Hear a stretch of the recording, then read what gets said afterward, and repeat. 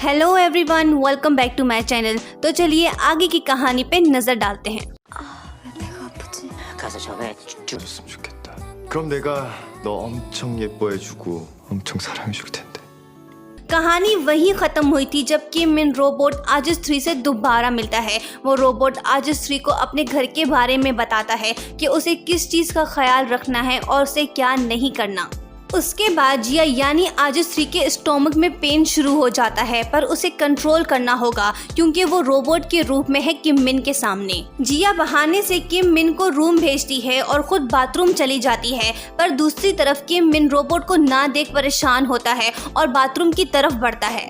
जिया को महसूस होता है कि बाथरूम में स्मेल हो गई है, कहीं किम मिन को शक ना हो जाए। वो एक्सपेंसिव परफ्यूम उठा के स्प्रे करती है और तभी किम मिन वही आ जाता है। वो आजिस 3 से पूछने लगता है। वो बताती है कि मैं बाथरूम साफ कर रही थी। किम मिन उसे कहता है क्या मैंने तुम्हें बाथरूम साफ करने के लिए बाय किया। फिर किम मिन परफ्यूम यूज करने पे सवाल जवाब पूछने लगता है। तभी वो स्लिप होता है। वो गिरते हुए सोचता है कि रोबोट उसे बचा लेगी, पर जिया उसे बचाने के बजाय परफ्यूम को सेव करती है। उसके बाद किम मिन रोबोट पे गुस्सा होता है कि उसे क्यों नहीं बचाया, पर रोबोट आजिस 3 उसे कहती है कि आपने ही तो कहा था कि परफ्यूम एक्सपेंसिव है, तभी उसे सेव किया।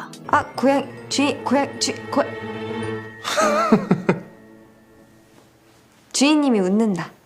किम मिन अपने लिए खाना बनाता है और खाने लगता है। जिया ये देख उसे भूख लगती है, पर वो कुछ नहीं खा सकती क्योंकि वो रोबोट है।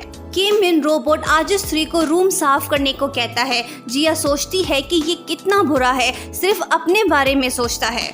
जिया गुस्सा होती है और गलती से वैक्यूम क्लीनर उस तरफ कर देती है जहां किम मिन का हाउस ऑफ कार्ड्स बना होता है। सब कार्ड एक एक करके गिरने लगते हैं। ये किम मिन ने बहुत मेहनत के बाद बनाए थे। वो ये देख टेंस होता है कि ये क्या हो गया। जिया उसके गुस्से से बचने के लिए नाटक करती है कि उसकी बैटरी लो है, मतलब कि वो स्टैंड बाय मूड पे चली जाती है। किम मिन डॉक्टर होंग से मिलके रोबोट आजिस 3 की शिकायत करता है, पर डॉक्टर होंग उसे समझाने की कोशिश करता है। पर दूसरी तरफ जिया वापस लैब आती है जो कि किम मिन के घर के पास ही है। वहाँ रेमन खा रही होती है। तभी उसे याद आता है कि किम मिन ने बीफ को एक्सपायरी समझ के डस्टबिन में फेंक दिया था। वो और सेंटा मारिया टीम उसके घर जाने का फैसला करते हैं ताकि वो बीफ को लेकर आएं। डॉक्टर होंग और किम मिन डिस्कशन में होते हैं, पर जब डॉक्टर होंग जिया को घर के अंदर जाता देखता है तो वो टेंस होने लगता है क्योंकि अगर किम मिन ने उसे देख लिया तो सब एक्सपोज हो जाएगा। पर वो कामयाब होते हैं और बीफ लाके खाते हैं। उसके बाद किम मिन डॉक्टर होंग की बात पे सोचने लगता है क्योंकि उसने उसे कहा होता है कि तुम्हें रोबोट में अपनी इमोशन इनपुट करनी होगी, तभी वो तुम्हें अच्छी तरह जान पाएगी। किम मिन सोचने लगता है कि कैसे उसके दिल में जगह बनाऊं, पर उसे याद आता है कि रोबोट का तो दिल ही नहीं होता।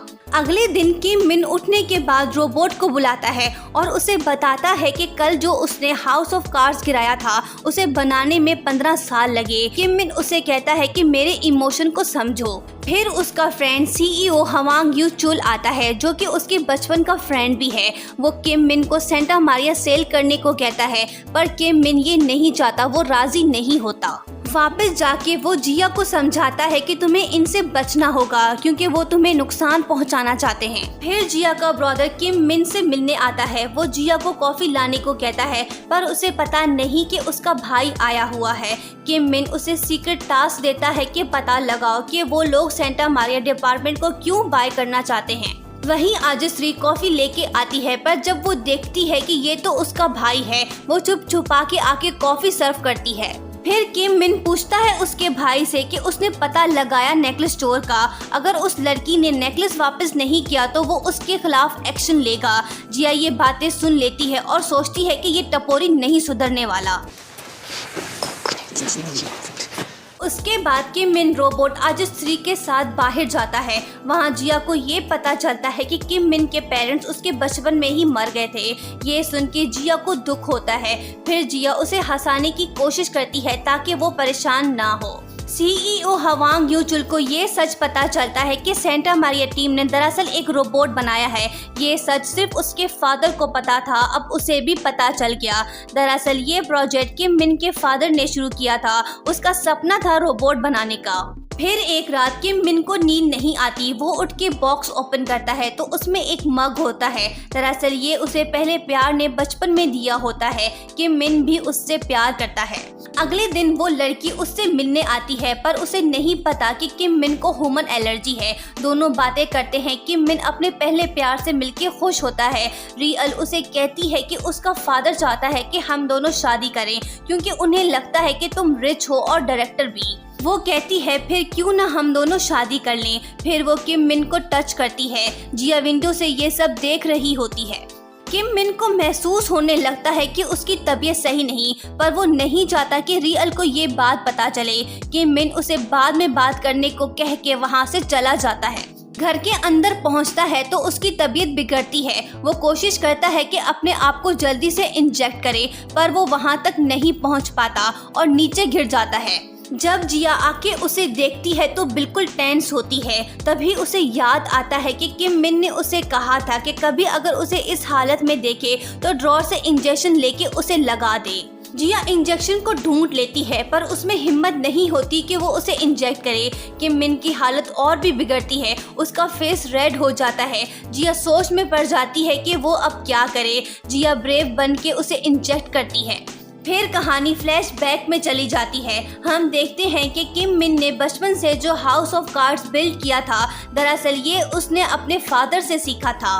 उसके पेरेंट्स बर्थडे सेलिब्रेट करते हैं उसका। वापसी में सब कार में आ रहे होते हैं, तभी एक बलून उड़ के किम मिन के फादर के सामने आ जाता है और वो जब बलून को हटाता है तो सामने ट्रक दिखता है। कुछ सेकंड्स बाद उनका एक्सीडेंट हो जाता है। किम मिन को जब होश आता है तो उसे पता चलता है कि उसके फादर मदर दोनों मर चुके हैं। यूचुल का फादर उसे कहता है कि अब से तुम मेरे बेटे हो। दरअसल यूचुल वही है जो करंट KM फाइनेंशियल का CEO है। वो किम मिन के बचपन का फ्रेंड भी है। उसके बाद उसका फ्रेंड आके उसे एग्रीमेंट पे सिग्नेचर करने को बोलता है, ये कह के कि इसके बाद वो दोनों एक साथ रह सकेंगे। सिग्नेचर लेने के बाद वो लोग उसे अपने घर पे नहीं रखते। किम मिन अकेले ही जिंदगी गुजारता है और उसके फादर की कंपनी KM फाइनेंशियल यूचुल के फादर के कंट्रोल में चली जाती है। प्रेजेंट में हम देखते हैं कि दरअसल किम मिन ये भयानक सपना देख रहा था। वो उठ के अपने आप को ठीक ठाक देख खुश होता है और जिया को कहता है कि मेरा फेस बिगड़ने के बावजूद तुमने मुझे रिकॉग्नाइज किया। जिया कहती है कि मैं रोबोट हूँ, अपने मास्टर की खिदमत करना मेरा फर्ज है। जिया रास्ते में सोचती है कि जरूर इसके साथ बचपन में धोखा हुआ होगा, जिस वजह से उसकी ये हालत हो गई है। वो किम मिन के इस हालत पे अफसुर्दा होती है। फिर किम मिन अपने डॉक्टर को एलर्जिक अटैक के बारे में बताता है। डॉक्टर उसे अपना ख्याल रखने को कहता है और बोलता है कि वो इंग्लैंड जा रहा है कुछ दिनों के लिए। जिया कॉल करती है किम मिन को। उसे कहती है कि तुम्हें नेकलेस मिल गया ना, पर किम मिन उससे पूछता है कि क्या गारंटी है कि तुमने इसे नुकसान नहीं पहुंचाया होगा। वो जिया से उल्टी सीधी बातें करता है और फोन कट कर देता है, पर उसे ये पता नहीं कि वो जिससे बात कर रहा है दरअसल वो रोबोट आजस्त्री है। जिया सोचती है ये तो साइको है, किसी पे भरोसा नहीं करता। एक तरफ डॉक्टर होंग किम मिन की एलर्जी अटैक की वीडियो देखता है और सोचने लगता है कि ये कैसी बीमारी है इसे। दूसरी तरफ किम मिन रोबोट आजस्त्री के ही बारे में सोचने लगता है। उसे नींद नहीं आती। वो बेड से उठ के आजस्त्री से मिलने को जाता है, जो कि उसके घर के पास ही मौजूद है। वो दरवाजे के पास आता है और आजस्त्री की आवाज सुन लेता है और दूसरी तरफ रूम में मौजूद सेंटा मारिया टीम और जिया को पता नहीं कि बाहर किम मिन आया हुआ है। किम मिन सोचने लगता है कि वो वेयर हाउस के अंदर जाए या नहीं, पर कुछ देर बाद वो डोर ओपन करता है और यहीं पे पार्ट एंड होता है। क्या किम मिन को सच पता चल जाएगा कि जिया दरअसल फेक रोबोट है, या doctor Hong Santa Maria team फिर से उसे बेवकूफ़ बनाएंगे? इसका नेक्स्ट पार्ट हम जल्द ही अपलोड करेंगे। अगर आपको मेरी ये वीडियो पसंद आई तो kindly like, share and don't forget to subscribe my channel. Thank you.